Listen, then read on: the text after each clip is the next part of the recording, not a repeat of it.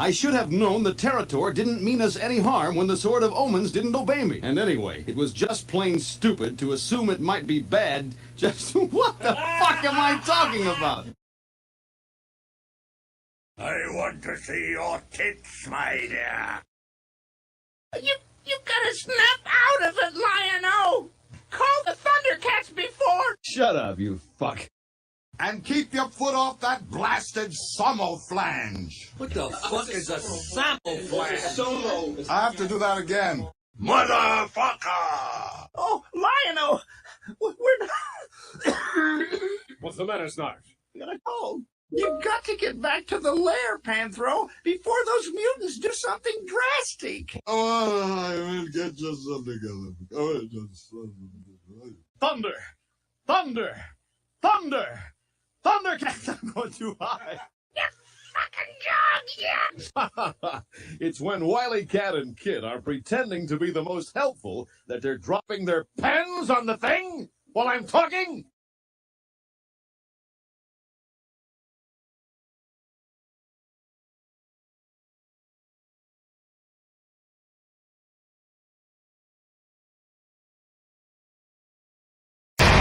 Viewer discretion is advised.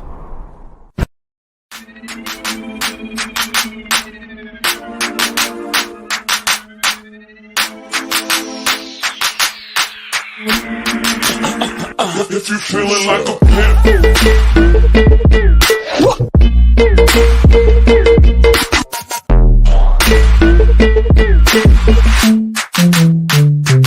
niggas call pimp.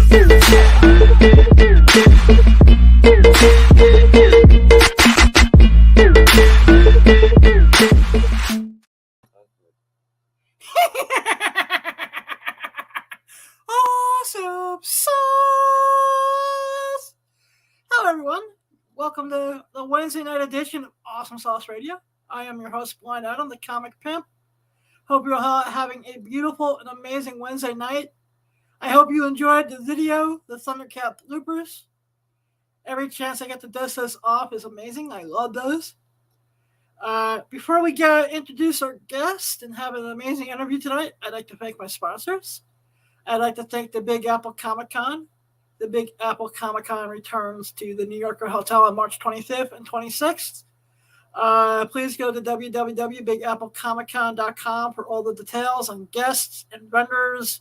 I think there may be some Artist Alley space left for sale. But tell them Blind Adam sent you. Big Apple Comic Con, March 25th, 26th. I also want to give thanks to another convention who should book my guest tonight when I introduce him. I'm sure he'll be doing some conventions this year, but the amazing Las Vegas Comic Con is April 28th, 29th, 30th at the Las Vegas Convention Center. AmazingLasVegasComicCon.com, and check out all their special guests there. Tell them Blind Adam sent you. And I also just want to give a quick big shout out to Bird City Comics. Bird City Comics has got a really amazing Archie Comics variant, and for more details, go to birdcitycomics.com. Tell them Blind Adam sent you. Tom, I said to return the email. I said, please, thank you very much. Now with that all being said and done, I would like to introduce a person who's celebrating his 60th year in broadcasting, a legend, a childhood hero, Larry Kenny, the voice of Lion-O, the Lord of the Thundercats. How are you, sir? Hey, I'm great. Adam, how you doing? It's good to see you again. I'm doing well, man. So A while. It's really been 60 years. Well, not since I saw you, but Yeah. yeah, 60 years. I think in August 1963 is when I started in the business. So that's 60 years. Yeah. Maybe I should take a nap before we start this. No, I'm fine.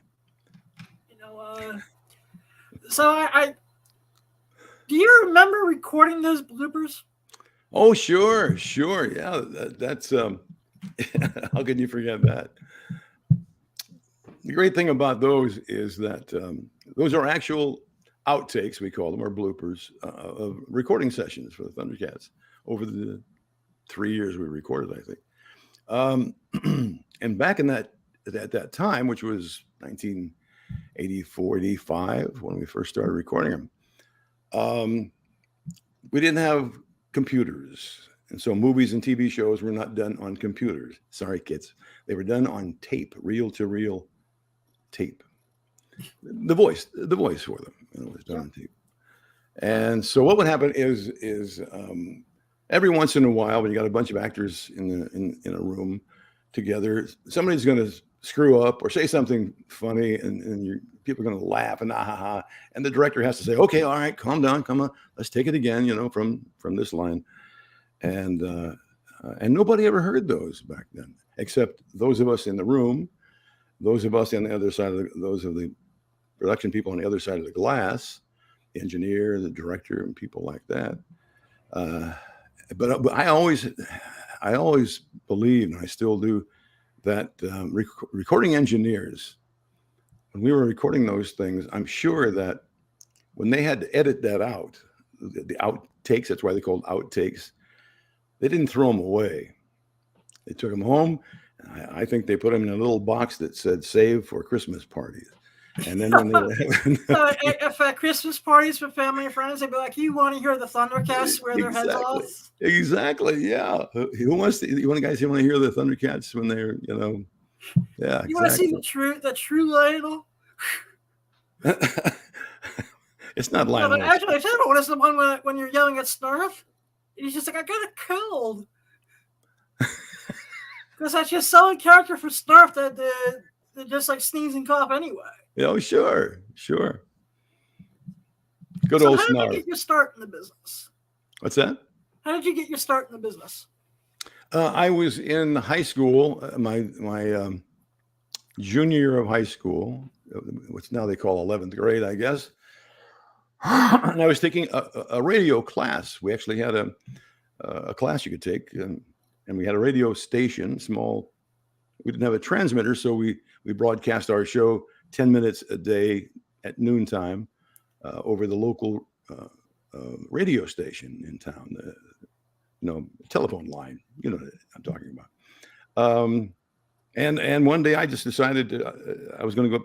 I had heard that they were hiring people at the big radio station in Peoria, which is talking about Illinois here, across the river, 12 miles, WIRL. So, and they were looking for somebody to do just a 2-hour show on Saturday afternoons called School Scope, where myself and another guy would talk about what's going on this coming week at different schools. It was a public service half hour. Radio stations have to provide a certain amount of hours every week or every month of something that they're not making money off of. People don't have to pay for. And the public service announcements are they don't have to pay. Mm-hmm. So where was I? Oh, and so it happens that the guy on that show at the time was from my high school. He was graduating. So he stood up in class one day and said, "By the way, they're looking for somebody to replace me. If you want to go up there." So I just figured, what the hell, I'll try it, So I went up there on a Saturday about noon, and they gave me stuff to read, and they said, "You got the job." I said, "Great. When do I start?" They said 4:00. Wow. That's when the show is on. So that's when it started back in 1963. Sorry to take all that time to tell you. No, that's great. Seems like the story took longer than 60 years, didn't it? No, I did not. No, I did not, sir. You're kind. Yeah. So, because a lot of the questions I got in were from the Thundercast related. So, yeah. What was the audition process like for Lana? Well, it's like any other audition. Your agent calls you and says, "Hey, tomorrow at 10, 11 o'clock, whatever time you're assigned to, you're going to go to this location in New York, and you're going to audition for this job. Could be for a new Chevy commercial. It could be for a cereal commercial. I've done a lot of those, Anyway, this time he called and said, "You have an audition tomorrow at 2 o'clock, and it's for a new cartoon show." animated series, which kind of shocked me and all the other actors who got that same call, because there hadn't been any animation shows coming out of New York for a long time. Ever since the 50s, all that stuff came out of California, Disney and Looney Tunes, Warner Brothers, all that kind of stuff. Mhm. So it was a shock to us that they were going to produce something in New York. But hey, great, we'll go. So I show up at the approved the time they asked me to show up, and there's like 30, 40 other guys waiting, to take their turn too. The walls are all plastered with drawings of the characters and things like the Cat's Lair and Thunder Tank and stuff like that. And now you have to remember that none of us had ever heard of the show. It didn't exist, Thundercats. Yep. So, all we had to go by was what they showed us on the drawings, and then they passed out synopsis of what the show is about, and then a synopsis for each character. Lion-O, for example, he's the Lord of the Thundercats, but he's only a young boy, and he has to quickly, mature and take over the reins. Well, take over the Sword of Omens. So you read that, and then they ask you. They asked us each to read for one Thundercat and one mutant. The bad guys, the mutants. So I decided, I said, I want to read for Lion-O because he's the Lord of the Thundercats. He's the star of the show. And so I read for him, and something attracted me to Jackal Man. The, one second. Cough button works. The Jackal Man, I liked the look of him, and it also reminded me of, I was trying to think the whole time of what kind of a voice will I do for him. And Lion-O is just my voice. It's not really a, quote, cartoon voice or a character voice, In fact, they told us, for the Thundercats themselves, we don't want cartoony voices. Oh, wow. Yeah, we don't want cartoony voices. We want them to just sound like a human being. Yeah, So they are because like for example, Patro his voice is very recognizable, especially from that if you were a fan of the Cosby Show around that time. Yeah, sure. But they didn't want us to be for example, Jackal Man, the mutant I decided to read for. Mm-hmm. I looked at him and I thought, let's see, Jackal it's a cat, it's a horrible, like a half a wolf, half something else, but it's very sly and sneaky, I always thought of a jackal as sly and sneaky. And then when I was thinking of that, I suddenly got a memory in my head of one of my favorite cartoon shows when I was a kid, Rocky and Bullwinkle. I don't know if you guys are familiar with Rocky and Bullwinkle. But there was a character on there called Snidely Whiplash. He was the he was the quintessential villain. Wore the black top hat, and the mustache like this, and a cape, I'm going to get you, my pretty. So I thought maybe I'll combine that voice with that, but make it more sneaky and sniv for Jackal Man. And I went in and read it, and it came out like, "We must get the Thundercats, yes." I'm fanboying for a second. That's perfectly fine. I was actually watching the 2-hour movie that introduced the Bengali and Linkos and that the other night to kind of prepare for this, because so I can watch that and call it work, then life is sweet. But the one thing I always loved about that movie anyway is that there was a blind Thundercat. There was a what? Came out right around the time when I lost my sight. No kidding. I didn't know that. So that was the first thing. I was like, well, there's a blind Thundercat. It's not going to be that bad. Yeah, good. That's good. I do remember them even back at that, those thousands of years ago when we recorded this show, that I was proud to be working on with Rankin and Bass because their shows were known to, so shall we say, be more inclusive of people with handicaps, or what we called handicaps back then. Disabilities and minorities and things. This was unheard of back in the early '60s. That's one of the reasons that I liked being part of that is we kind of spread the love. I saw it myself, and I was like, no, it's not going to be that bad. And then, I've been a lifelong fan of the show ever since. Oh, I missed the last part. I said I've been a lifelong Thundercats fan ever since. Oh, good. God bless you. So have I. Yeah, to the point where now I'm showing it to my nieces and my nephews, and I think they're still just a little too young. They didn't catch to it yet. Yeah, sure. We'll get them though in a couple of years, right? Yeah, we'll get them. Yeah. So, what was it like? In one of the reboots, getting to voice Jaga? Oh well, that was the most recent reboot, just 2 years ago, last year. It was called Thundercats Roar. Yeah. Yeah. Not a really popular show. It lasted about 10 minutes, I think.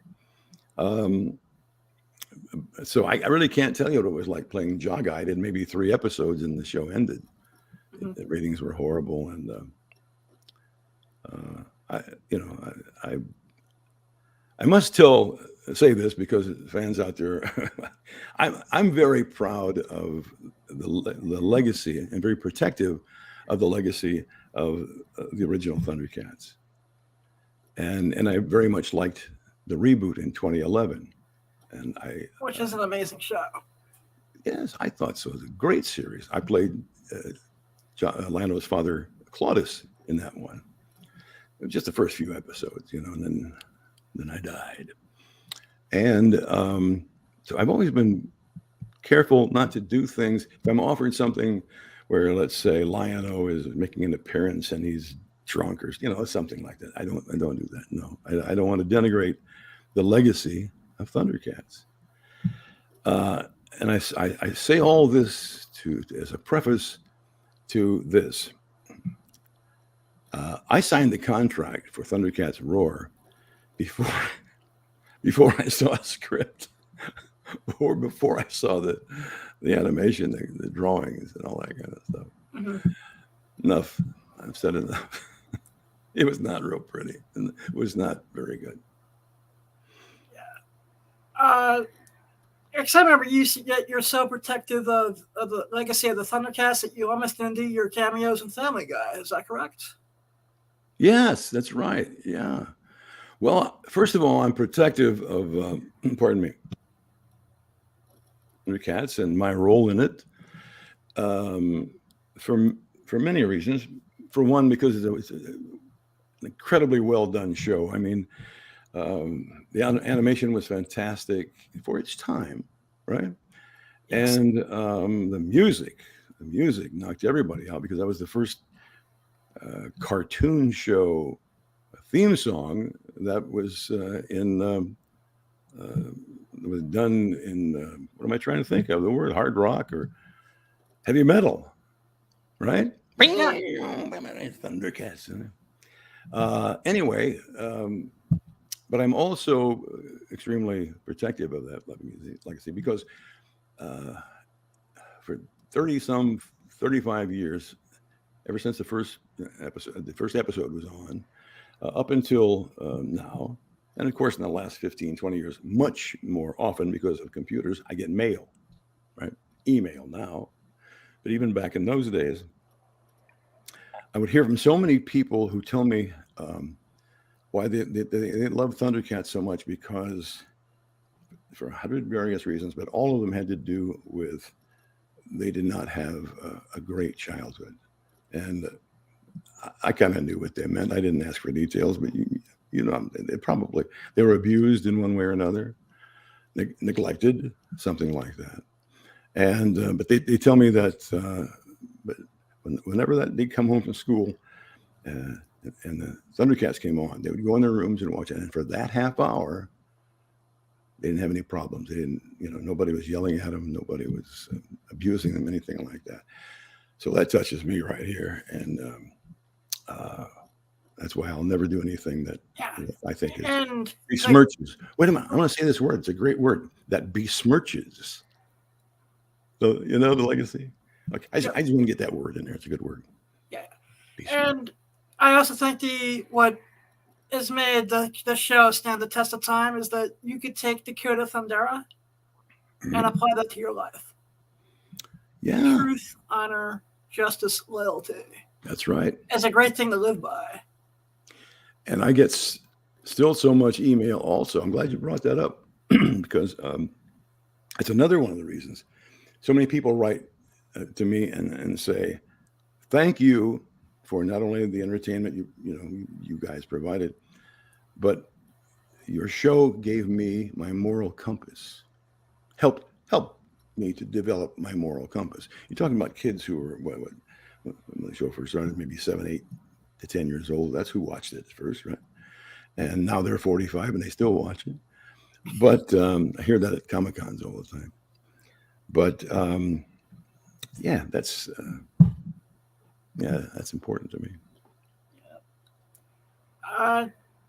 If the stars aligned, if Al can bring up the Thundercats comic book cover that I had him take the image of, if there could be an animated He-Man Thundercats crossover, would you come back from that now? Well, first of all, is there going to be? I have no idea. I have no connection anymore with Warner Brothers. Pardon me. I'm just being a fanboy doing couch casting a dream project. Oh, that's fine. That's fine. I thought you were asking me. Yeah, I was saying if all the stars align and Warner Brothers actually decided they wanted to make something cool for the Thundercats and He-Man fans. Say that again, please. I said they want to do something cool. Yep. And something really cool for the Thundercats and He-Man fans and turn this comic book into an animated movie. Would you come back to Rhino one last time? Sure. Yeah, sure. I'd come back and play one of the mutants' assistants or something just to be a part of the show, of course. And you know as well as I do, Adam, that every few years, for the last 35, 40 years, every few years, there are rumors on the internet, about, hey, there's a new Thundercats, either a series or action movie or CG movie or something like that. And so far, it hasn't. I see it every so often that live action rumors are still kicking around. Yeah. Well, back when we did the 2011 reboot in anime, remember it was all anime, and I played Claudius, Lionel's father, in that one. Mm-hmm. But back then, they had announced actually that they were going to do a year before that. They made that one. They announced to the press that they were getting ready to do a full-length Thundercats full-length feature film. They hadn't announced whether it was going to be CG or have live animation, or I think it may be a mix. But then and they had already hired a director and a screenwriter, people like that. And then about 6 weeks later, they announced that they, being Warner Brothers, announced that they're going to put that on the back shelf. Big term in Hollywood. We're going to put that on the back shelf. What it means is you're going to shit can it. And then, basically, that means it's never coming out.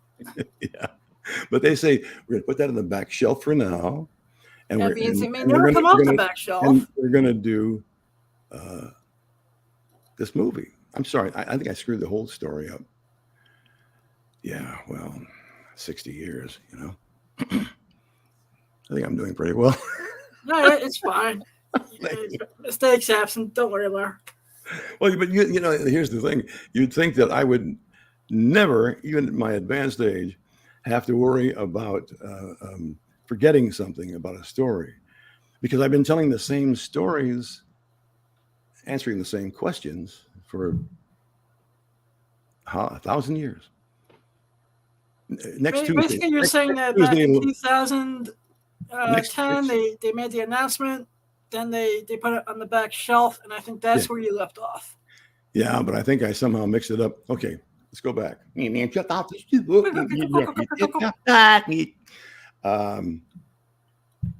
Okay, first they announced they were going to do a movie. Yes, and they had already hired a screenwriter, a director, and some other people, maybe the music person or whatever. And then about 4 or 5 months later, they announced that they're going to put that on the shelf and just do a new series, a reboot of the series, which became the anime version, the 2011 reincarnation, if you will, of Thundercats. Whew, I knew it would come back to me. It usually does. Let me just say this. Don't get old. It's a bitch. I'll remember. I'll actually email you that in October when I turn the big 50, and I'll have you remind me of that. 50. Wow. Good for you. Good for you. What do you have? Some of your what are some of your fondest memories of being a part of Imus in the morning? Well, it wasn't Imus. It wasn't Imus? I'm just kidding. Well, he could be a little bit of a curmudgeon, you know. Imus was a curse word back at the place I got my start in this business. So where was that? I was a member of the Howard Stern Whack Pack. Oh, no kidding. At WNBC or after he went to at K-Rock. At K-Rock. No kidding. Yeah, so you know, so you and I go back. That was a curse word in that station. Oh, I know. It's vice versa too. They didn't care for each other. Ego. There's an ego thing on both their sides. Yeah. I mean, anyone who doesn't know from the behind the scenes, that feud was real. Yeah. Yeah. Can I, Adam? Do we have time? And can I ask you? I don't mean to be rude, but I need some more water. Can I ask you to? I mean, just it's right here. Sure. It's right here. Actually entertain the audience when you get water. Yeah. Keep talking, Juan. All right, cool. So, everyone, this is proof that dreams do come true. Whatever your dream is, I ask you to please go chase it, even if it's to be cuckoo for Cocoa Puffs. So like Larry goes get water. We're gonna, and I'm sure the voice of God is gonna shoot me for this, but we're gonna play the Cocoa Puff commercial now.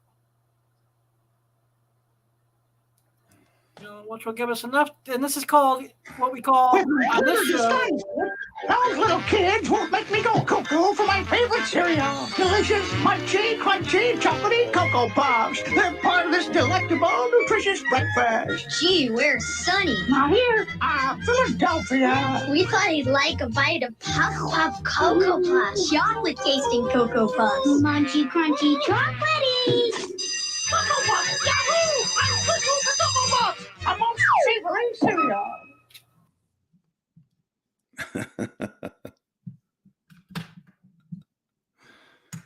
Old school breakfast cereal commercials, and call it work. So what the heck? Whoa! What happened? Basically, I played the Cocoa Puff. There we go. Because they switched our, before I was on the left and you were on the right, and then now I'm getting dizzy here. Hang on, Amazon, stop.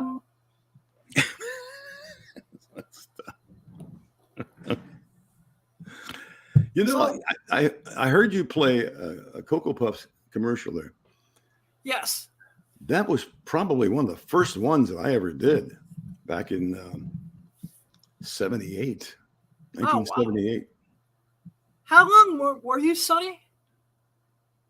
40 years. Wow. Just a little over 40 years. And the same thing with Count Chocula. I was Count Chocula for right around 40 years too. I'll bring up that picture too because I found a cool promotional record on eBay. Back when stereos used to have cool prizes and promotions along with them. Yeah. Oh, the monster song. Yes, the monster. So how did you come up with the voice for Count Chocula? Well, pardon me. Those of us who went to audition for it, and we talked about the auditioning process a little bit earlier, were told right away, we don't want you to change the existing voice. For Count, are we talking about Count Chocula first? Count Chocula? That was when I went to the audition for Count Chocula, a guy named Jim Dukas had been doing the voice for many years, I think. And they said to us, the first thing is, what we want you to do is match that voice because it's familiar to the kids and we don't want to change it. You know, the kids are used to that voice. You know what I'm saying? Like they're going to believe it's a different guy doing it. I don't know what, but so, and the same thing was true with Sonny, the Cocoa Puffs bird, cuckoo bird. We were told to try to match. Oh gosh, what was his name now? Chuck McCann. So it wasn't a matter of coming up with, a unique voice or anything like that. I got very lucky on both of those. It was just, they play it for me and say, now match that exact sound. Whew, thank God. Wow. And I actually can sit and watch those commercials for hours. Did you really? Yeah, I actually, I have insomnia from time to time. Yeah. So I can watch go on YouTube and put on like a 2-hour stream of old school cereal commercials and watch and just fall asleep. Oh, cool. That's very cool. It allows me to work on my impressions because I try to imitate some of the voices too. Oh, you do? Let's hear a couple. Cuckoo for Cocoa Puffs. Hey, no, not that one. You're taking my work. No, but that's good. Do it again. It's very good.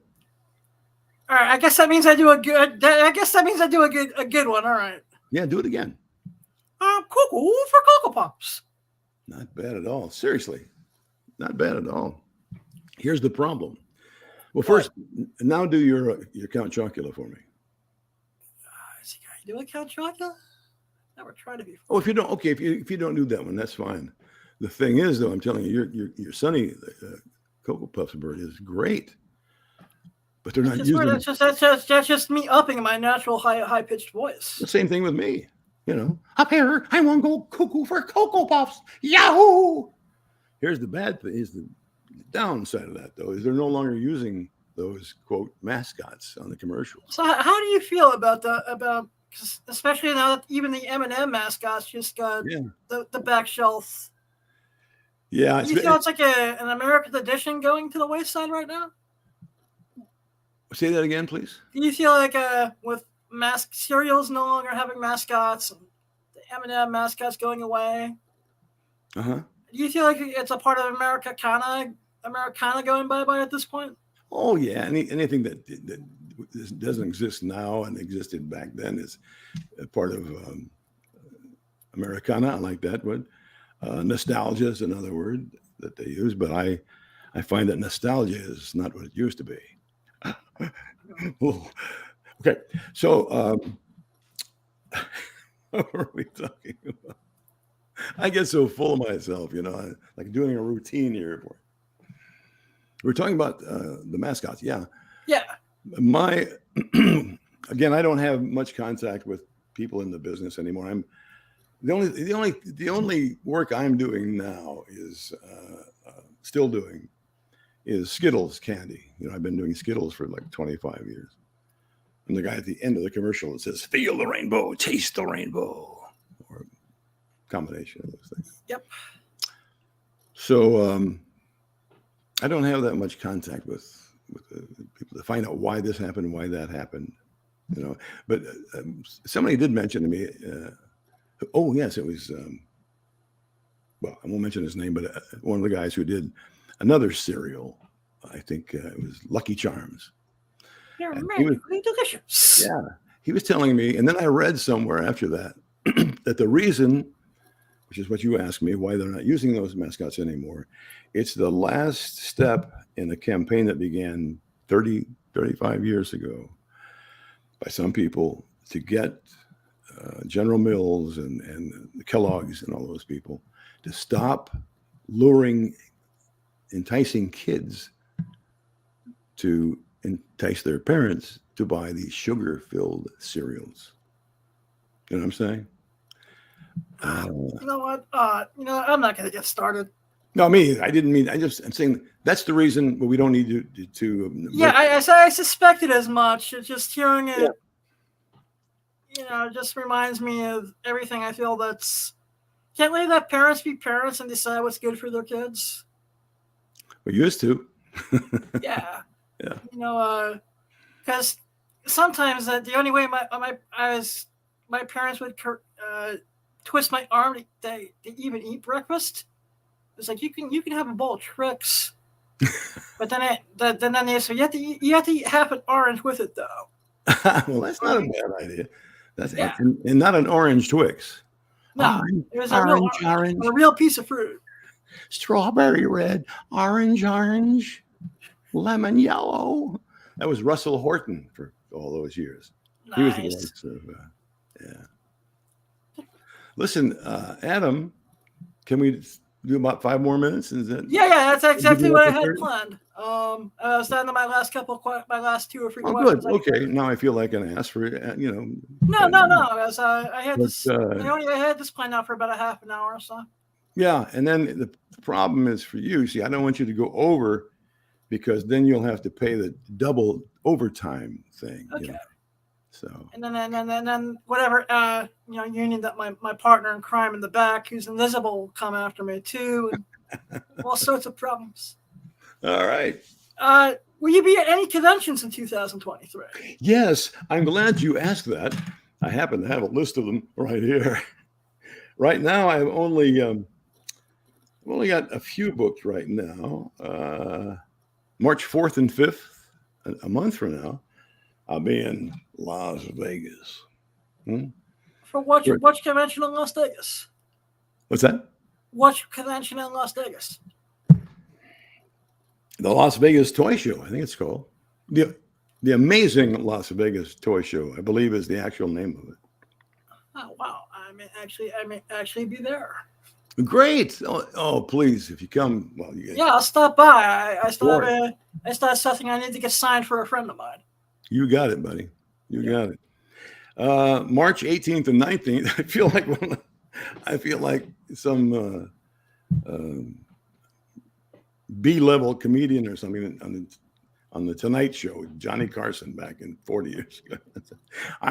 On Tuesday, I'll be at the Longshore Cafe down there doing 3 shows. Be nice to your waitresses. They've been kind to you. Okay. March 18th and 19th at the Buckeye Comic-Con. Guess what state that's in? Buckeyes? Buckeyes? You're right. Ohio. Oh, Ohio. Okay. Ohio State Buckeyes. And they'll all be there, by the way. June 24th and 25th, the Greater Austin Comic-Con, buddy, in Texas. Nice. Yeah. And you can check my Facebook page, and whenever more added, I guess that ties into my next question. Where can my audience find you online? I'm on Facebook, Larry Kenny. I'm on Instagram at. Oh, geez, what is I'm on Instagram? I find that very hard to use, Instagram, for a guy like an old guy. Facebook is pretty simple. Yeah. Zuckerberg says do this, and you do that. Yep. Kenny Voice at Kenny Voice, KENNEYVOICE. That's awesome, Larry. I want to thank you very much for being a guest tonight. My pleasure, Adam. Thank you. I want to thank you for all the entertainment and friendship and being a semi-mentor to me over the last 5 or 10 years since I've been doing this show. Thank you so much. I buddy. thank you very much. Thank you. I love you. I love you too. You have an amazing night, sir. Thank you, buddy. You too. How do you turn this damn thing off? Oh, here it is.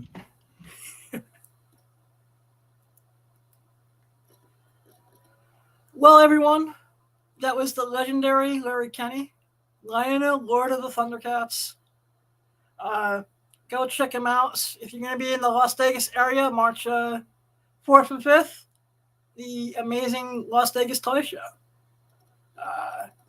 Yeah, that sounds like a lot of fun. You know, I really don't have much more to add to this episode tonight, except that dreams do come true. Please go chase your dreams. You might just catch them. You don't need sight to have a vision. And I love you all. I want to thank my sponsors one last time, the Big Apple Comic Con. That's taking place at the New Yorker Hotel on March 25th and 26th. And the amazing Las Vegas Comic Con, which happens in Las Vegas, April 28th, 29th, and 30th. I love you all. Blind on them out. Like a pimp.